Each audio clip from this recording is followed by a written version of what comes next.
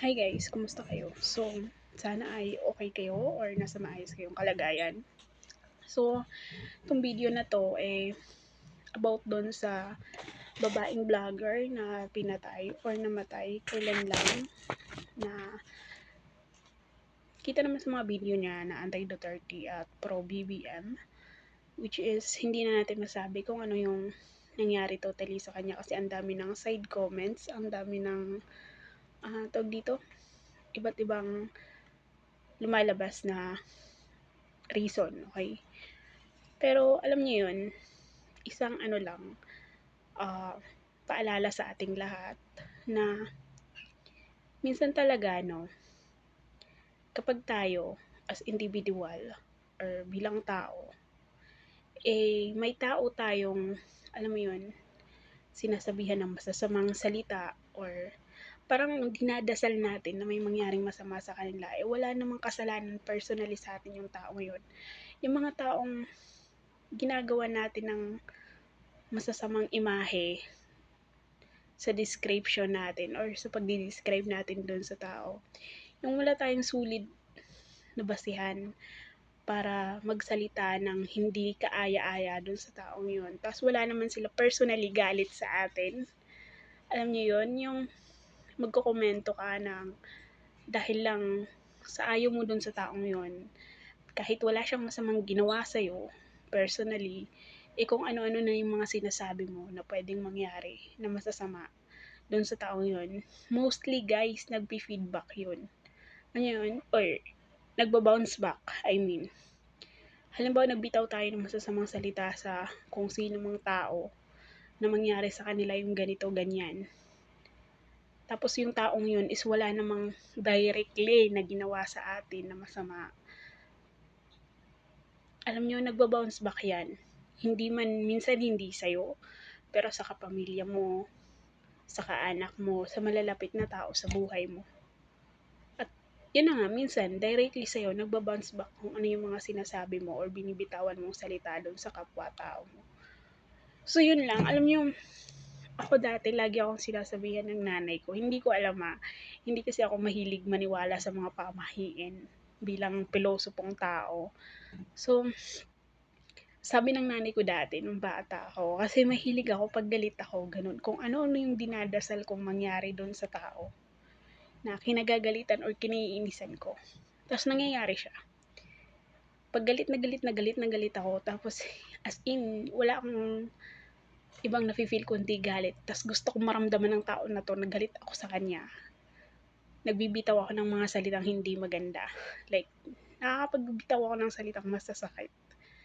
Tapos alam nyo, nangyayari siya.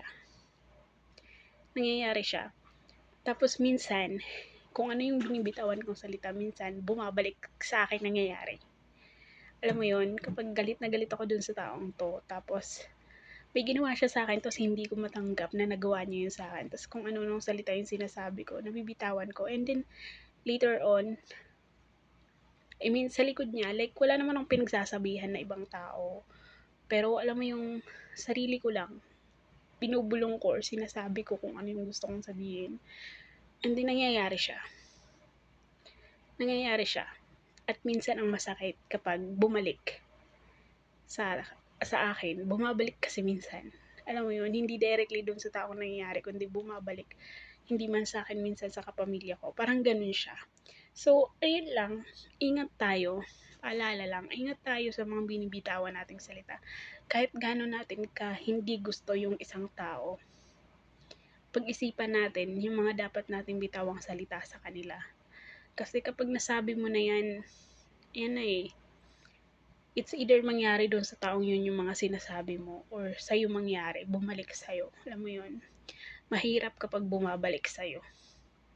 Kasi hindi mo alam kung kailan siya mangyayari or kung paano siya mangyayari. Pero kung paano mo siya hiniling, ganun na ganun siya mangyayari. Proven and tested ko na yan.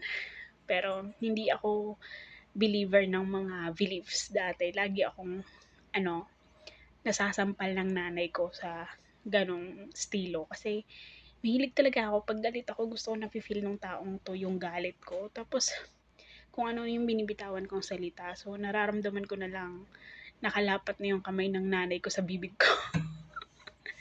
Dahil napapansin din niya na nangyayari siya.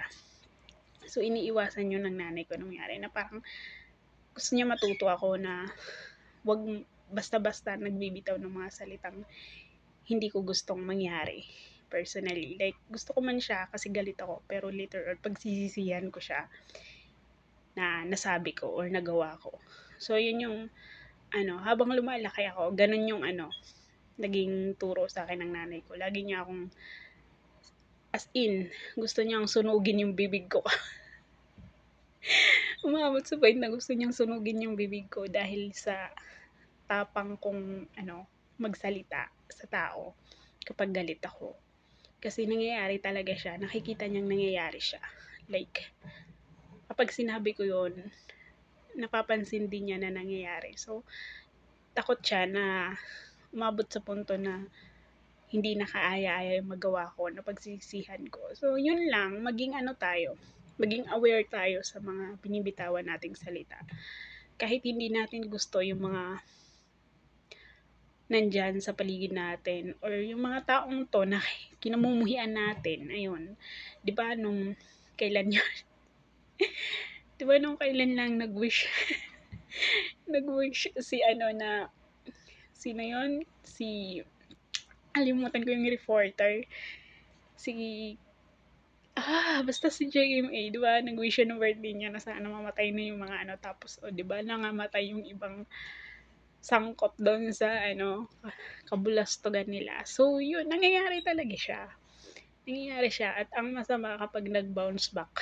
Pero alam mo yun, kasi ayun naman, valid naman kasi yung nafe-feel natin, di ba? Galit tayo doon sa mga politikong ganito, ganyan.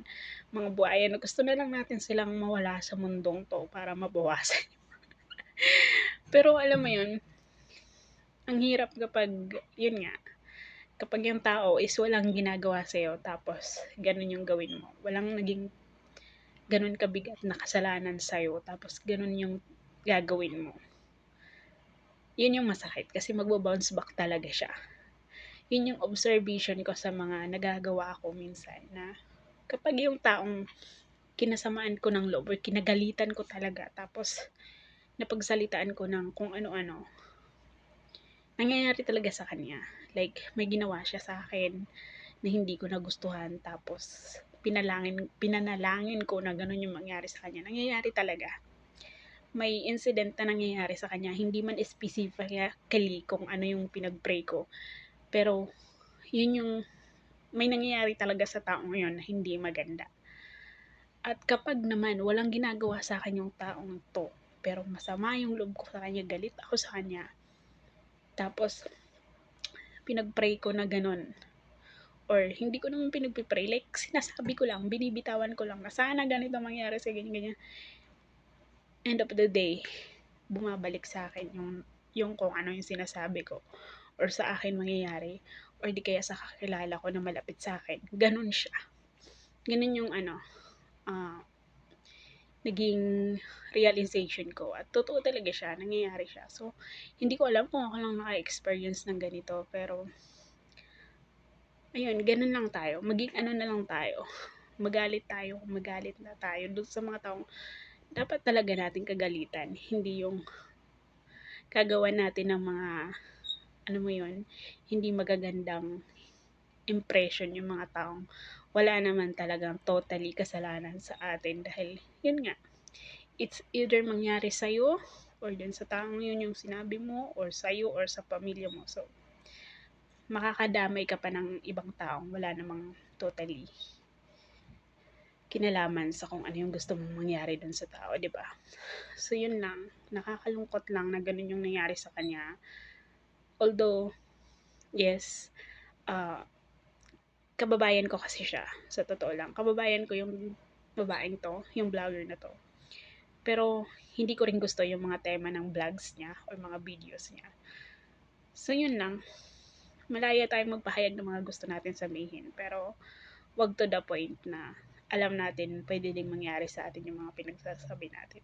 Yun lang. Thank you for watching. It's me, Julina, your Shakalang Alipin ng Salapi dito sa Saudi Arabia. Bye!